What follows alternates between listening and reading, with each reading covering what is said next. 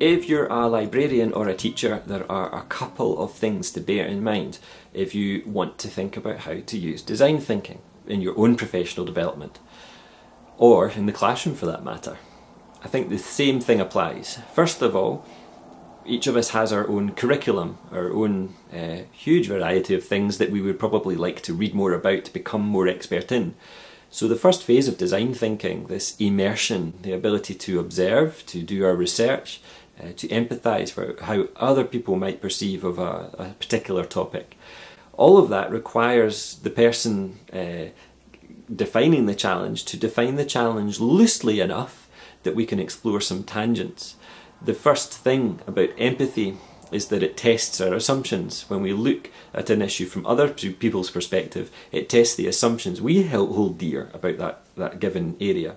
So for example, to take maybe a silly little example, but if you were looking at school discipline and the old adage of teachers that they give new teachers when they come into school, don't smile before Christmas, and that way your class will stay well in control.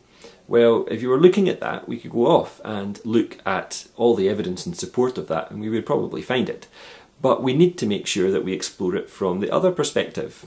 We need to explore it from the perspective of the student. What's it like to have a teacher who never smiles before Christmas? What does the research say about smiling in general? Is smiling a positive thing? Does it make people feel better? Does it make people more likely to agree with you if you smile? Or does it just annoy people? What about fake smiles when we go to McDonald's, say, and have a nice day is uttered with a grimace? Does that have an effect on how we feel? So the concept of immersion in design thinking, of observing and having an empathetic eye towards what we are researching, is a great way to test assumptions and make sure that we don't just go for the first idea that comes into our head or the first piece of research that we see, but we have that curiosity bone that makes us want to go and investigate it further. Second, design thinking is a great vehicle for framing problems. When we bring together lots of different, sometimes competing pieces of evidence from our research or from our study or from our curriculum, we need to have a point of synthesis. We need to have a moment in time where we say, the research is done. I'm done investigating, I'm going to try and bring this together. For professional development, this is really useful. And for learning in many school subjects, it's useful for children who sometimes don't know where the end of a subject is. When we explore things one element after another, it can sometimes feel like our learning journey is never ending. But synthesis is a point where we say, yeah, I'm going to stop learning now. I'm going to try and bring those insights together and see if I can spot anything, any contradictions, any useful combinations, any surprises, any tensions.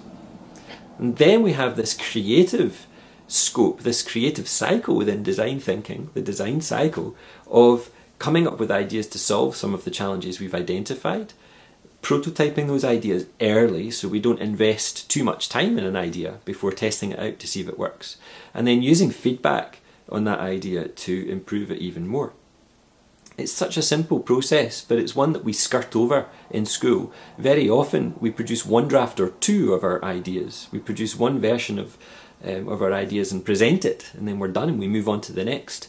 In professional development, we still think we come to days like these one day and we're going to learn something. And this is nonsense, of course. We can use the information from today. We can treat today, the training day, the conference day, as part of our immersion, but we need to have a design cycle that comes in the weeks after that, and then some point within that time where we can present back what we've discovered, where we can get critique for it and go on and test it. So for every one-day conference you do like this, do you have 6 weeks afterwards where you're testing the ideas out in your classroom, testing them out in your library and getting feedback on it with real people? I've just come from Denmark, working in a commune where this process was actually hugely challenging to introduce.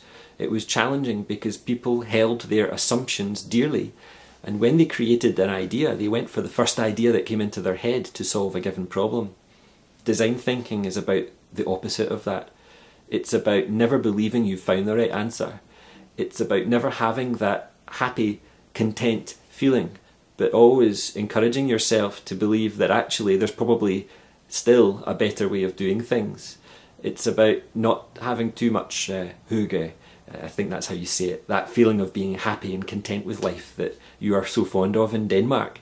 Actually, it's about a very un-Danish thing. It's about being uncomfortable with the status quo. It's about being uncomfortable with the way things are done. Not because we want to be cantankerous, but because we want to see if there's not a better way of doing it. And that, at the end of it, is what learning is about.